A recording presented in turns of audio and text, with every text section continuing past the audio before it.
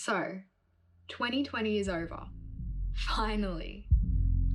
It was a year that was interesting at best, with many unique challenges. As I think of the year 2020, I think of a year where I was stuck. Stuck at home, stuck at a desk, and stuck in schoolwork. And while I appreciate that comparatively to much of the world, my 2020 was easy, and I'm grateful for all the opportunities and everything I learned last year, it still feels like the reality of 2020 muffled out the nuances of life, flattening it into a repetitive series of moments. I can't help but freeze in the face of New Year's resolutions. It seemed like I had all the time in the world this year, all the excuses to start those projects, but I just didn't. But I'm guessing I'm not the only one who feels this way. So, before another 365 days pass, how do we get unstuck?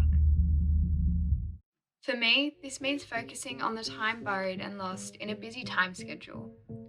Time that was wasted scrolling from one feed to another, because I told myself that there simply wasn't enough time to bother starting. So this year, I'm making a list.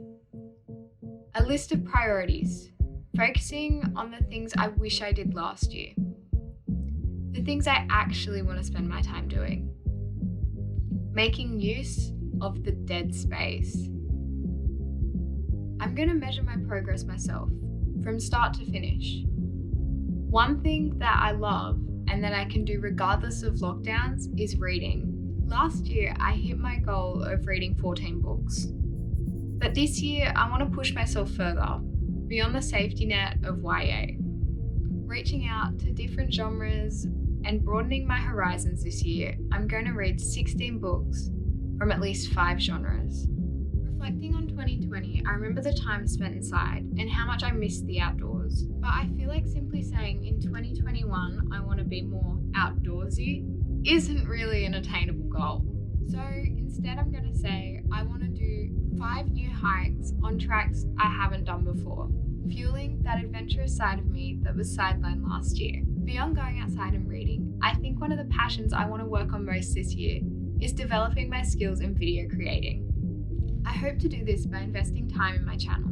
Yet, as we all know, YouTube and its algorithm is a bit of a beast of its own. So instead of focusing on the views, likes, or subscribers, I'm going to focus on the things I can control.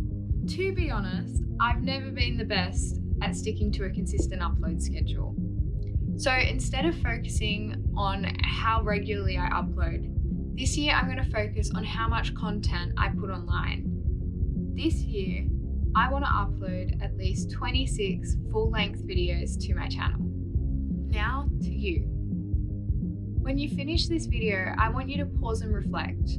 What do you really want from 2021? What are some things that maybe got sidelined in 2020? I want you to sit, pause, and write it down, so at the end, we can say, we did that, and truly be unstuck.